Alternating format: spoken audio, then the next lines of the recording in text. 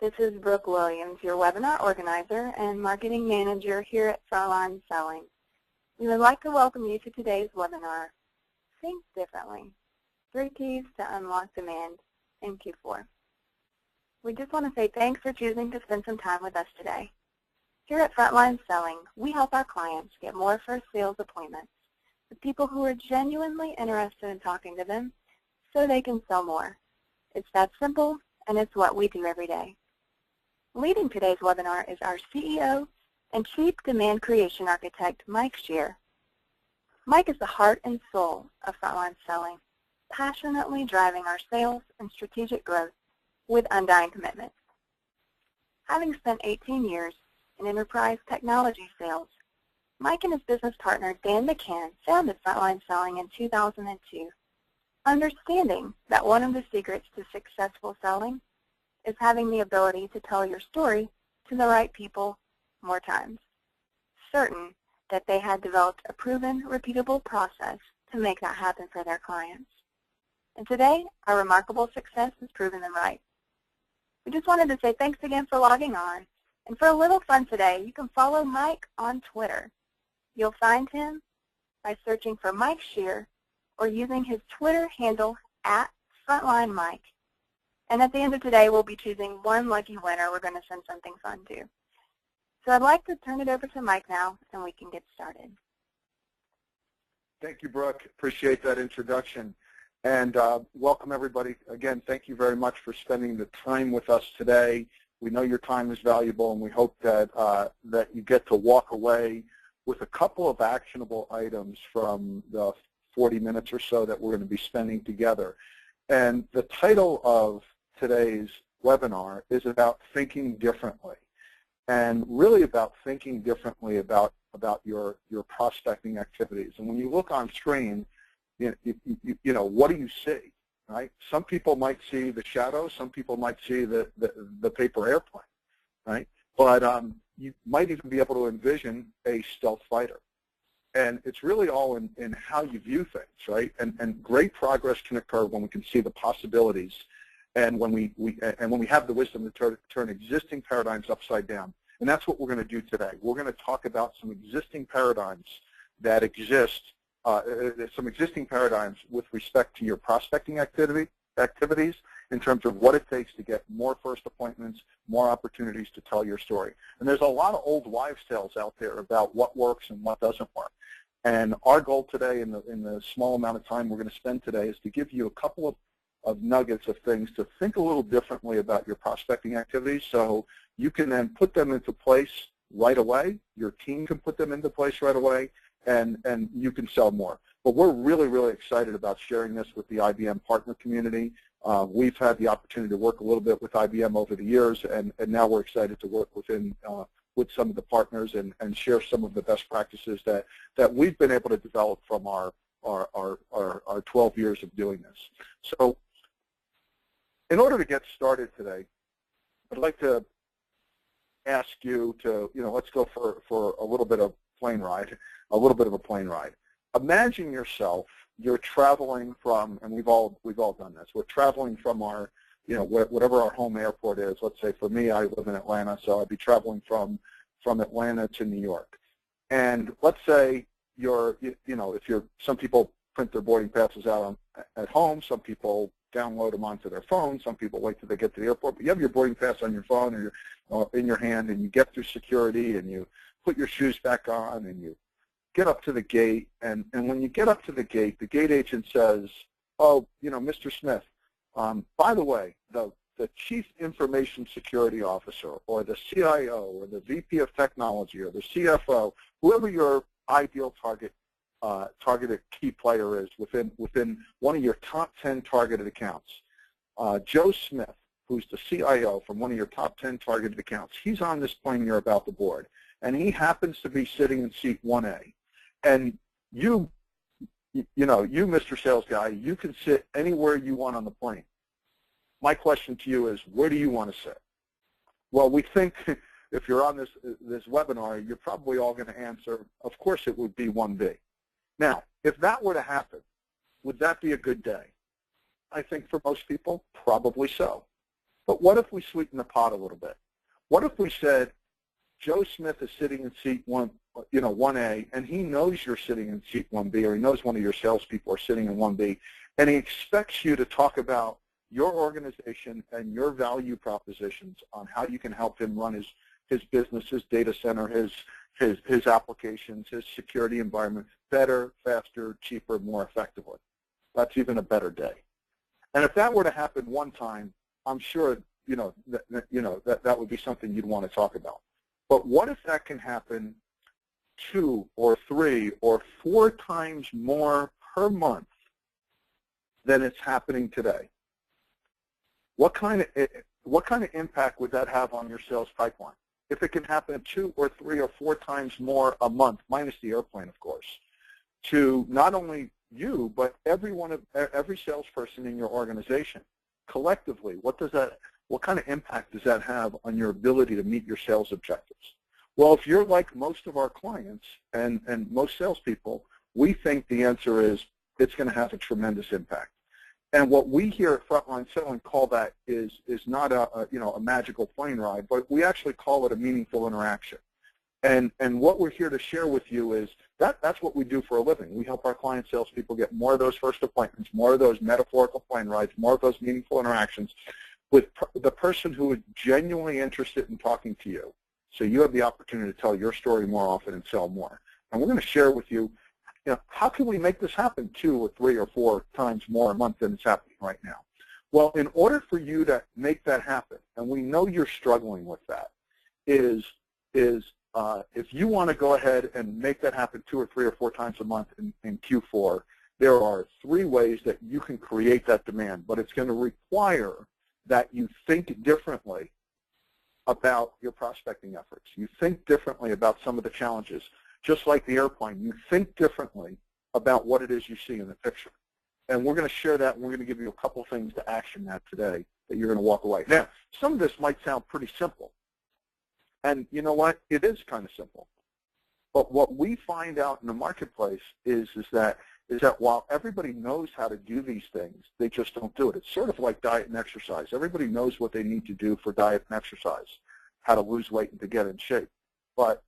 And there's lots of diet and exercise books out there, but there's a lot of people who are overweight and out of shape.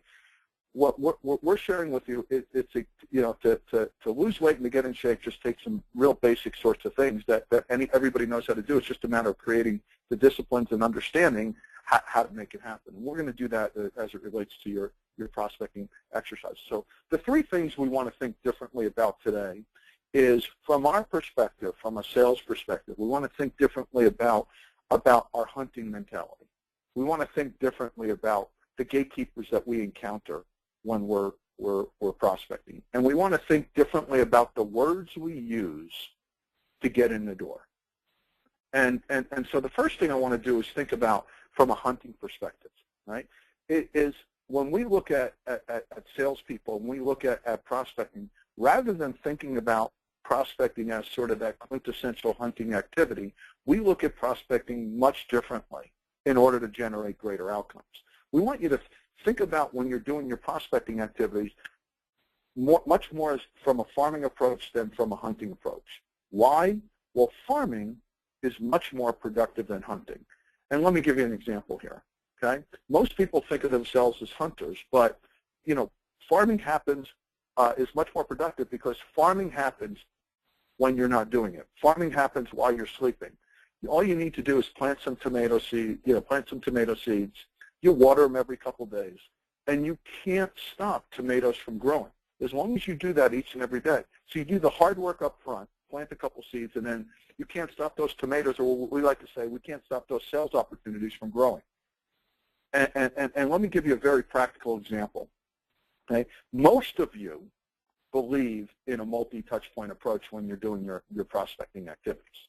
And here's an example of an organization that you may want to prospect into, or your salespeople may want to prospect into. Now, this is sort of a mid-sized organization. Some of you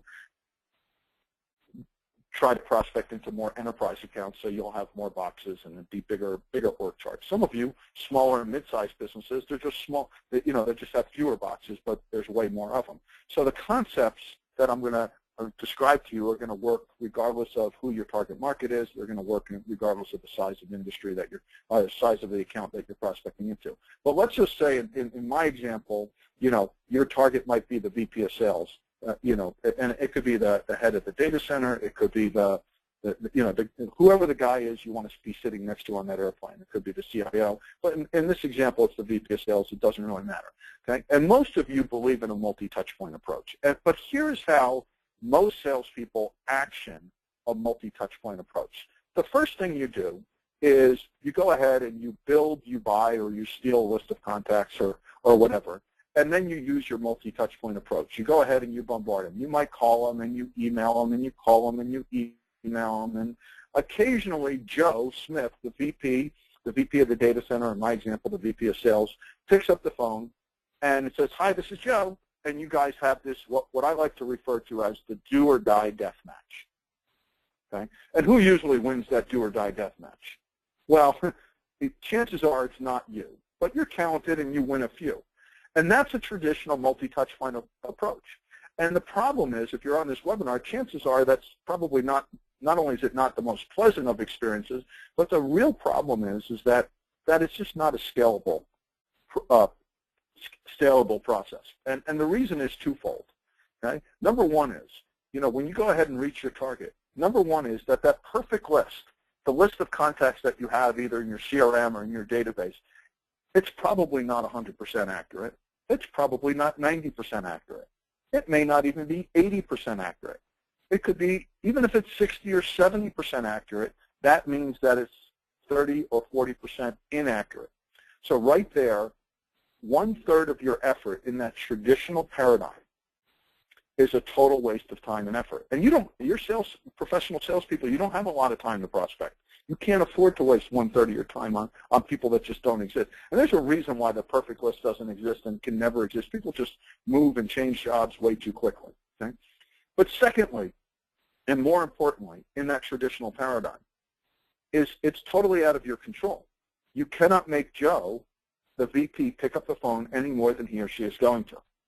And you certainly can't make him not be busy the instant before the phone rings. So not only will you have just a finite number of do or die death matches that you cannot impact, because you can't make him not be busy the instant before the phone rings, you're always going to be at a deficit in having that, in that traditional paradigm. So what we look at and say, hey, we don't have a better list, but here's how we can help you get more of those plane rides, more of those first appointments. We don't have, and what we have figured out is what you all inherently know to be true. Okay? Number one is that every organization that you prospect into has its own way that it socializes information. It's got their own 3-letter acronyms. It's got their own formal and informal social structures. We like to call that the social DNA of an organization. It's the way that they socialize information. And there's a reason why we focus on the list and try to get the guy to pick up the phone, is because our two big problems in getting those metaphorical plane rides, getting those first appointments, all come down to finding the right person who cares about this stuff. And once I find that person, how do I get them to want to spend time with me, sit next to me on the airplane? So like I said, we don't have a better list, and we can't make them pick up the phone.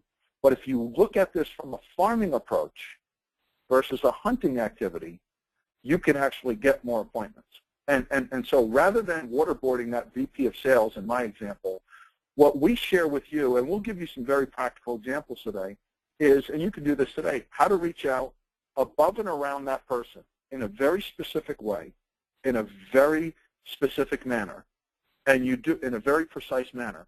And you do that, and you can do that today. You can, and so what we share with our clients is reach out above and that person, reach out to the CEO, and we can certainly share, best practices of if the admin or the CEO picks up the phone, how to deal with that. But even today, if the CEO, we get his voicemail, we're going to share with you exactly, precisely, what the right voicemail is to leave each and every time. And we can, and then we would reach out to the administrative assistant and have a very specific conversation. And we're going to share with you how to inspire that administrative assistant, not just to send an email, not just send an email to the CEO, but actually inspire that administrative assistant to give you permission to send that email. Because if you get permission and you inspire them to give you permission to send that email, you're going to get way more uptake on that email. And what we would do is we would talk about planting seeds at other places within the organization, like the chief operating officer and the chief marketing officer. And so what you see here are seeds that are planted that might take you 20 or 30 minutes to prospect into an account. But then you go ahead and you prospect into company B and company C and D, or while you're at your kid's soccer game, you're planting seeds at all those other companies. What might the CEO do with the email? Well, a lot of times they ignore it, and a lot of times they delete it, but they might just forward it on, in my case, to the chief marketing officer. And at the same time, the administrative assistant, Sally, goes to lunch with the chief marketing officer's administrative assistant, Beth, and says, what do you want me to do with this guy, Mike, who keeps calling? Well, send me that email, and I'll forward it on. And, of course, you know, Beth knows what's going on. She says, well, that should go to Joe, the VP of sales. And then Mary's getting ready to go on vacation, and she forwards it to her VP of marketing and says, is this something we should be looking at? No, it's a sales thing. Let me forward it on to Joe. And then, of course, the chief operating officer says, this has nothing to do with operations. I'm going to forward this off to my golfing buddy, Joe. So what we did here, what you see here on the screen is we planted seeds in orange, and then they multiplied in blue. And they multiplied while we were prospecting the company B, C, D, closing a deal at our kids' soccer game, maybe out to dinner. They happened while we're sleeping. Now, I would ask all of you, does this happen each and every time? Of course not. Sometimes less than that happens. Sometimes more than that happens. But each and every time, as long as you're consistent with those messages above and around that intended target, you're going to get that multiplier effect to one degree or another. And I would ask each and every one of you, would you like that to happen? And I would bet you would all say yes, you would love that to happen in an account, because what's happening here is we're leveraging the inherent social DNA in an organization by planting those seeds, watering them every couple of days. And by the time we get to the VP of sales, we've actually enlisted that organization's help to help them help us solve the two problems we have in getting more of those plane rides or more of those appointments. Finding the right person. In this case, they navigated us to the VP of sales, and getting Joe's attention. So by the time we get to him, we appear much bigger than we are, sort of like it says in the side view mirror of your car. Objects are closer than they appear. We appear much bigger than we are to Joe, and we get way more first appointments. And it's a beautiful thing when that happens. Okay? So we talked a little bit about thinking about a farmer versus hunting, but let's now think about the gatekeeper. And we do a lot of these sessions around the world. Matter of fact, we've done it for 20,000 salespeople on 6 continents. And one of the common things we hear about some of the challenges is how do I get past the gatekeeper? Okay?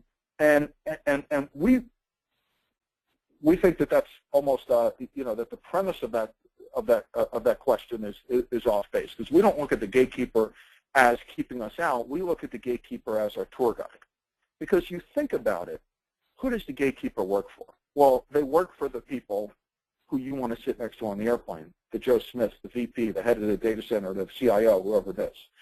And while that person may or may not, the responsibility of that executive, of any executive within an organization, is to provide, is to set direction for their organization and provide resources to solve problems. And just because they happen to be a CIO, or just because they happen to be head of the data center, or just because they have to be head of the supply chain, or whoever it is you're selling to, doesn't mean they're infused with all the knowledge that they need to do their job. So they look to other places to become informed on how to run their business better, faster, cheaper, more effectively. And they look to lots of places. They look to their team, they look to their subordinates, they look to their administrative assistant, but they also look to you as sales professionals, because you people are out there and you have solutions to help them run their business better, faster, cheaper, more effectively. And if you think that the gatekeeper is trying to keep you out, that is wrong, because as an executive, I not only should want to talk to you, because you can tell me what my competitors are doing, you can tell me, what new best practices are, et cetera, okay, is that I even have an obligation to talk to people like you. Because, after all, you're going to help me run my business better, faster, cheaper, more effectively. The challenge isn't how do I get around the gatekeeper. The challenge is that I'm a busy guy if I'm an executive. I might only have time to talk to 2 or 3 or 4 people in a meaningful way on a monthly basis, salespeople, because I'm busy. Okay? And there's hundreds of salespeople trying to talk to these same executives. So the question isn't, how do I get past the gatekeeper, as if they're trying to keep you out. The question is to make a subtle but very important change of attitude, is how do we get the gatekeeper, the administrative assistant, the tour guide, to choose us as one of those 2 or 3 or 4 people that their boss has time to talk to this month, versus the 2 or 3 or 400 other knuckleheads who are trying to talk to that same person. And we want to, and once you make that subtle but very important and very powerful change of attitude, you are automatically thinking differently. Because if you think the gatekeeper's there to keep you out, then you probably think that, you know, that key player has 8-foot concrete walls around their office, 2 feet of electrified barbed wire and a moat. And if you think that that's the infrastructure you're trying to penetrate, you would have to think like a criminal to get through there, and you will actually get the response that you fear. But once you start looking at it differently and thinking about that gatekeeper as their tour guide, and you say, well, how do I get them to choose me as one of those 2 or 3 people that this executive is willing to spend their valuable time with, versus the hundreds of other people trying to talk to him, then all of a sudden your approach starts to take a much more collaborative tone with it, you know, with that administrative assistant, with that tour guide. And so when you're thinking about turning a gatekeeper into a tour guide, remember that you have solutions to help them run their business better, faster, cheaper, more effectively. They not only want to talk to you, they have an obligation to talk to you because that's what their role is within the organization. And the second thing is, remember, you're not trying to penetrate this perceived infrastructure there. What you're trying to do is you're not competing with the gatekeeper, you're competing with all the other people who are trying to get to this same executive. So give them an opportunity to choose you as one of those 2 or 3 folks, and we'll give you a couple of examples of how to do that. Okay? So we talked about thinking as a farmer versus a hunter. We talked about thinking about the gatekeeper more as your tour guide, you know, and how to navigate you through the organization versus versus trying to keep you out. And then the third thing we want you to think differently is the use of messaging, the perfect words. Right? A lot of people look at the perfect words and they spend a lot of time on, you know, what's the magic of the words. We talk to people who've spent hours and days crafting that perfect letter, that perfect email. And I know there might be some marketers up on this, and this might seem like nails on a chalkboard to them, but but the shocking thing as salespeople, I think we know this, is that prospects don't listen to the words we say nearly as closely as we hope. They don't read the stuff we write nearly as much as we do. You know, we get lots of emails, lots of messages, right? So we want you to think about not so much the perfect words, but more about the perfect campaign. Because after all, how many of those prospecting letters do you think actually get read? Well, we know it's very few, and certainly fewer get actioned on. And don't get me wrong, I'm not saying it's not good to write a good letter or have, you know, a good value proposition. That's not what I'm saying. What I'm saying here is, let's not rely on the magic and the perfect words as the reason why people are going to respond to you. Okay? Because this is where we take a page out of business to consumer marketing, right? Which sounds kind of odd because we're all in a B2B business, but these folks are really good about getting people's attention. And the reason why the key player is going to want to sit next to you on the airplane is not so much because your words are going to be more magical than the other 200 folks who are trying to get to them. The reason why they're going to want to sit next to you is because you are going to become more familiar to them than all the other people who are trying to get to that same key player. So we talk about the perfect campaign, and just like somebody like McDonald's or Nike uses a campaign with a tagline, I'm loving it, just do it, whatever it is, they communicate that value proposition lots of different ways, billboards, newspapers, radio, TV, all different ways. But the message is always consistent. And what we see are a lot of salespeople doing prospecting, and they don't drive a consistent message. What's more important than the magic of the words is the consistency of the delivery of those words. So as long as you're consistent across not billboards and newspapers and magazines, but we're talking about voicemails and emails and admin conversations, and you're driving a consistent message across all those different touch points, all the different touch points you saw in that org chart presentation, then you're going to get greater uptake on the message just by driving consistency, just by creating what we call the perfect campaign. So the perfect campaign not only includes the consistency of the message across all those touch points, but the frequency and interval of the delivery of that message. So you can't just deliver a message once and expect it to be absorbed. You can't just expect it to be delivered one way through voicemail or email. You have to touch people multiple times, and you have to do it in a consistent fashion, in a frequency and interval. And our optimum interval that we happen to see that works the best is every 3 business days. When you reach out to somebody every 3 business days, you increase your responses dramatically. So when we talk about the perfect campaign, we got to remember they're going to meet with you because you're going to become more familiar to them. It's the same reason why we patronize the brand of Nike and McDonald's. It's not so much because their product might be better and because the quality of construction of a Nike shoe is better. It's because they ask us so many different times, so many different ways. They get athletes to ask us so many different times, so many different ways, but they always ask us to just do it, and that's why that's why they become more familiar with us. Okay, and you got to be consistent with your messaging, right? Whether you get that McDonald's effect, I'm loving it, which is the tagline on billboards and newspapers and radio and TV and magazines.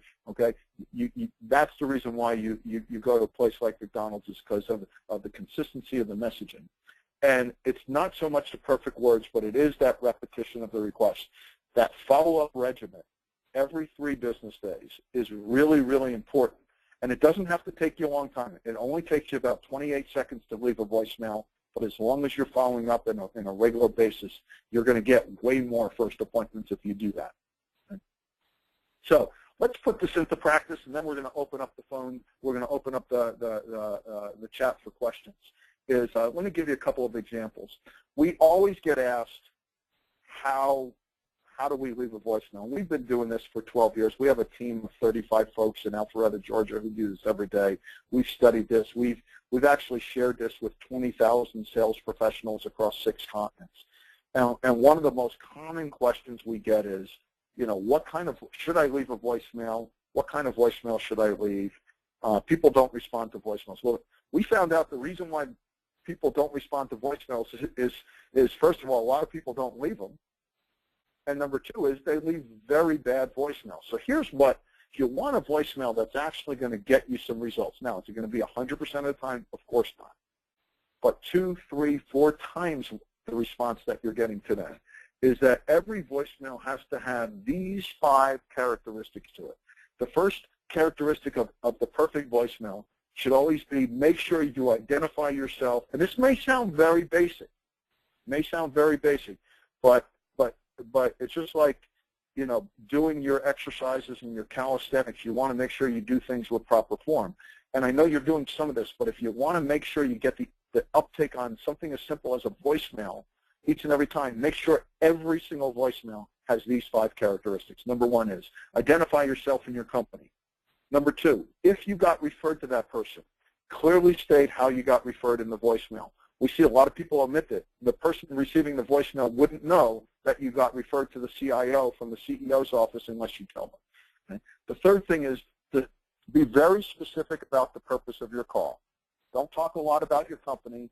Your purpose of your call is always to set up a 30-minute appointment, a face-to-face meeting, whatever it is you want from the call. Be very concise and very specific about it. Okay? What specific action you want them to take. You want them to call you back, email you back, schedule it, accept a calendar invite. Okay? And then the last one is a clear and concise way to return your phone call. We see a lot of people leave a message and say, oh, and you can reach me at 770-262-3009. You say their phone number so quickly that the person, don't make it such an effort for them to take the information down. Remember, they're probably listening to this voicemail while they're in the car or somewhere, so make it easy for them to respond to that. So every perfect voicemail needs to have these 5 characteristics. And let me tell you how this might sound. Okay? Hi, Joe. This is Mike Scher from Frontline Selling. Sally in Joe's CEO's office suggested I reach out to you. The purpose of my call is to set up a 30-minute phone call with you to discuss helping XYZ's company sales team get more first appointments so they can sell more. Please let me know if either Monday or Tuesday, April 29th or 30th at 10 a.m. or 2 p.m. would be best for such a phone call. Again, this is Mike Scher from Frontline Selling. You can reach me at 770-262-3009. 770-262-3009. I look forward to our conversation. Now, that voicemail took about 30 seconds, and it had all the characteristics in there. And while it might seem basic, if you just omit one or two of those characteristics, the amount of response you get to the voicemail goes way down. So make sure you have those 5 characteristics to a voicemail. And if anybody wants to get copies of these slides or recording of this presentation, we'll make that available. Okay? Another tip that you can take back in terms of action and some of the things we talked about, in terms of how to use the administrative assistant or the gatekeeper as your tour guide. Right? Whenever you're speaking to that administrative assistant, you've got to be very respectful to them. Right? You always want to first identify yourself, and if you got referred, mention it to the administrative assistant. Again, they are not clairvoyant. They wouldn't know if you got referred to their boss by the CEO. But you also want to always identify yourself first, because they are going to naturally be suspicious of you. By identifying yourself first, you're bringing down that barrier. You're saying, hey, I'm being transparent with you. Secondly, always disarm them. The simplest way to disarm them is simply by asking them if they can help and letting them respond. Help is the most powerful 4-letter word in prospecting. Okay? Again, state the specific purpose that you want, and then most importantly, ask a question of them of how to accomplish that. What that does is helps you maintain control of a conversation you have with an administrative assistant and you want to assume that their boss wants to talk to you, just give it an option of how to do that. Okay? And let's talk a little bit about how that might materialize. Right? Is if the administrative assistant answers the phone, and let's say, hi, Joe Smith's office, I'd say, hi, this is Mike Scher from Frontline Selling, and your name is? She might say, Mary. Hello, Mary, is Bob Perkins available? No, he's not. Well, in that case, Mary, can I ask for your help? Sure, I'll try, I'll see, it depends. Okay? Hey, Sally in Joe CEO's office suggested I reach out to Bob. The purpose of my call is to set up a 30-minute call with him to discuss helping XYZ company sales team get more first appointments so they can sell more. Sally, Mary, can you tell me the best way to go about doing that? Again, this is very basic, but it has all the characteristics to reduce the suspicion that Mary would naturally have of me, and I'm being very clear and concise of what my request is. I shared with her how I got there. I'm being very respectful of her time, and I just asked her, how do we go about scheduling that time? And I maintain control of the conversation. Again, do you guys do this a lot of times? Yeah. Do you do some of this stuff? You do some of this stuff most of the time. I would say that if you just do it exactly this way all the time, you're going to start seeing that these gatekeepers are going to be much more helpful than maybe you thought they were prior to this webinar. Okay? And then one of the keys to getting more first appointments is not only sending emails to people, because it's a powerful touch point, but the circumstances by which you send those emails make a difference.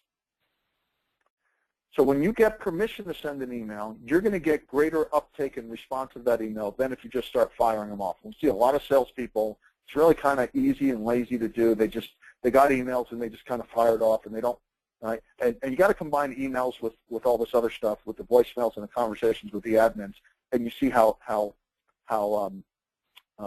consistent the messaging has been so far.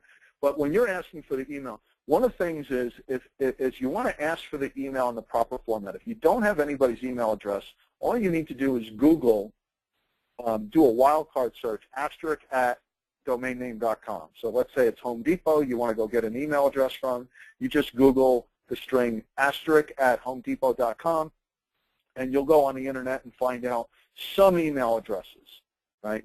And you'll find out whether it's first initial, last name, their convention, or first name, last name, or whatever it is. Right? Then so now that you're armed with what the likely proper domain is, give them a reason why they should say yes, why they should agree to send that email. Use an assumptive approach, and again, always be respectful of the administrative assistant's participation.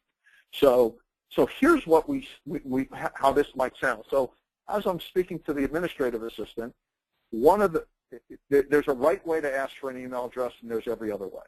Right? So one of the bad form is to say, oh, what's Mr. CEO's email address? You might get it, but that's not the right way to do it. If you want to incorporate these characteristics, it takes a little bit extra effort, but you'll get permission and you'll actually get greater uptake on your email if you just do it a little bit differently. Okay, Mary, I know Joe CEO may not be the right person, but I do have a couple of quick paragraphs I can send to Bob at bob.perkins@xyz.com. This way he can see the topics that we're looking to discuss. And Mary, in addition to sending this to Bob, would it be helpful if I sent you a copy to mary.smith@xyz.com? So what I did was I just phrased, instead of saying what's his email address, by doing something very simple and phrasing it and putting it in a much more assumptive approach and using it in a positive light, I was able to, make it easy for her to say yes, make it easy for her to agree using the assumptive approach on the email address. And when you do it this way versus with bad form, not only do you get more permission, you get greater uptake on the emails, and that org chart demo would work more positively for you. So as we summarize, we talked about 3 keys to creating demand in Q4. Okay? It requires you to think differently. What do you see? Do you see the paper airplane, or do you see the stealth fighter? Okay? Think about being a farmer. Plant those seeds. Water them every couple of days. Just because you don't get a response after 1 or 2 voicemails doesn't mean they're not interested. Remember, these people get hundreds of emails a day. You're one, even if you're following up every 3 business days, if you leave you send an email on a Monday and you send an email on a Thursday, that's just 2 emails out of 4 or 5 or 600 emails they've gotten. McDonald's wouldn't stop advertising to you if you didn't buy a Big Mac in 3 or 4 days. They're going to keep advertising to you. So stay with it. Keep watering those seeds every couple of days. Okay. Make sure that the administrative assistant, use them as your tour guide. Okay. These people are not trying to hide from you. They have an obligation to talk to you. Give them an opportunity to choose you as one of those 2 or 3 people that they're going to talk to this month versus the 200 or 300 other folks who are trying to talk to them. And leverage the gatekeeper as your tour guide to be chosen as one of those 2 or 3 people. And the last thing is, it's not about, the words are important, but the reason why these people are going to meet with you, it's the synchronized repetition of the request. A maniacally consistent message through voicemails and emails and admin conversations, making sure that that request is clear, it's concise, and most importantly, it is consistent as you drive that, and then you'll get the sort of outcome. Think about I'm loving it. Thinking about just do it. Think about those taglines, and you want to. The reason why they're going to meet with you is because you can become more familiar. Because after all, you have solutions to help them run their business better, faster, cheaper, more effectively. You need to rise above the noise there. Okay, and if you do that, you'll leverage and unlock the social DNA of the organization. Let them help you navigate to the right person. Let them help you promote your message by planting seeds throughout the organization. And that'll help you get way more of those first conversations. So with that, what I'd like to do is, Brooke, I think you had mentioned we had some questions from the audience. Is that correct? Actually, yes. Some questions have come in as presentation's gone along, and for those of you that may have questions, feel free to chat them into us at this time in the chat pane, and we'll answer as many as we can. But Mike, our first question says, what kind of results do your clients see with this approach? Well, and that's, everybody's mileage is going to vary, but even at a minimum, you would typically see a minimum of 50% increase in first appointments just by doing the types of things we just described today. just by doing things consistently, doing things with proper form. I always like to say it's like calisthenics, right? There's a right way to do a push-up and a sit-up and a jumping jack, and there's every other way. There's a right way to leave a voicemail and send an email. And just by using the discipline and acumen that we talked about today, you will get at least a 50%. It is not uncommon for our clients to get 100 or 200 or 300% more first appointments just by changing the way that they approach this. Any other questions, Brooke?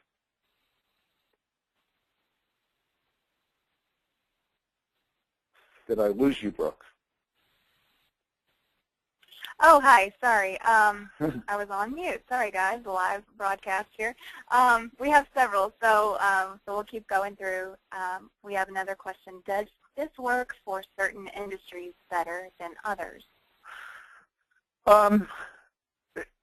It works pretty much the same across industries. So whether you're selling IT solutions or you're selling, let's say security or applications or professional services, we've had hundreds of different companies, all different product services verticals. It doesn't matter not only the industry that you're representing, but also the industry that you're selling to. So we have clients who've gotten 200, 300, 400% more appointments, whether they're selling into healthcare or financial services or manufacturing or distribution or public sector. Does not matter. It's based on how people respond to people, how they respond to communications in the 21st century. So short answer is it works equally well across industries. Great. Next question. How would you alter this approach for smaller companies that only have a few staff? I'm sorry, that only have, what was that question, Brooke, at the end? Sure. How would you alter this approach for smaller companies that only have a few staff? Okay, and I'm assuming if it's smaller, that you're prospecting into smaller companies. Well, the good news about that is, if you remember that org chart demo, is that each one would only have, it would have fewer people. But the good news is that there are way more of those companies than big, Fortune 500 companies. So the approach is essentially the same. It's just you're going to get to the decision maker much quicker. You're not going to be able to navigate, obviously, to 5 or 6 different people in the organization if they only have 2 or 3 people on staff. So that's a bit of that's the challenging part of it. But again, the math is going to work, because while you have, it's all about the number of touches, and while you can't necessarily get into any one account, you're going to get into the beauty of this is that there's hundreds or thousands and thousands of those smaller companies. So you're going to get way more first appointments, but certainly not going to get an appointment in every account that you try to get into. And we have a number of clients who sell to small insurance agencies, law firms that have 3 or 4 people in them, healthcare, dental offices, small, 1 and 2 and 3 practitioner medical offices, those sorts of things. So they're very, very successful at doing that. I think we got time for maybe 1 or 2 more questions, Brooke. Great. The next one, it says, hey, Mike, how can you help my team get more first appointments? Well, 2 ways. From a business, frontline selling, we make money 2 ways. Companies either, and we talked about this earlier, we have our own team. You can hire us to get more first appointments, and you just pay by the hour, and everybody is skilled in our processes and methodology on our team, and we represent you. Or we can come in and you can implement what we call our Staccato on-demand platform inside your organization, and that's a very, very affordable type of solution, because we sell that on a low-cost monthly subscription. So there's a couple different ways to do that. One more question, Brooke, I think, before we wrap up. Sure. Yep, we have a question that says, do you work with Salesforce and will all of this help my sales guys actually use it? Okay.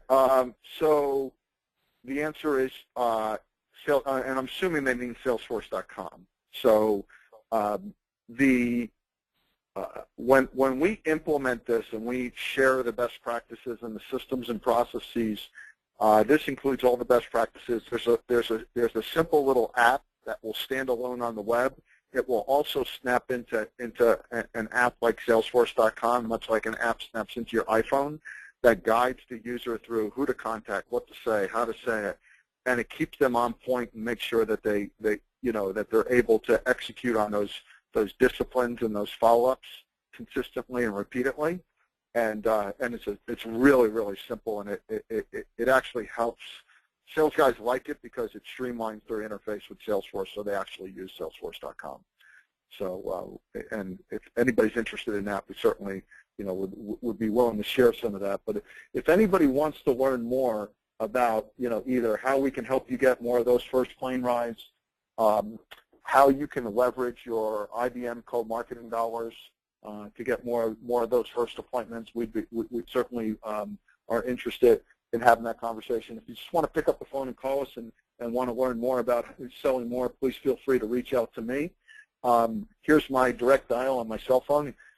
You can contact me via email. You can contact me on a cell phone. You can reach out to us on LinkedIn, Facebook, Twitter, at Frontline Mike, and we'd be happy to work with you, answer any questions, or if you just want to talk about selling more, always like to talk about selling more. So we appreciate everybody's time today. If you guys like this webinar, we would love to do more of them, and share that with your IBM partner folks. One of the things we would love to be able to do is to do a live calling presentation for you, is to do real prospecting on one of these webinars. So if you're interested in learning more, contact your IBM folks and tell them you'd like to hear that, because we would love to do that. That's actually a really fun exercise where you get to listen in on real live prospecting calls. It's kind of like a reality show. We will be repeating this webinar, doing this live tomorrow at the same time, I believe. So if you have any colleagues that would like to attend, please share with them that we'll be doing this tomorrow, and they can go ahead and register for it. But everybody, thank you for your attention today. We appreciate it, and we look forward to answering any questions and working with you. Thank you.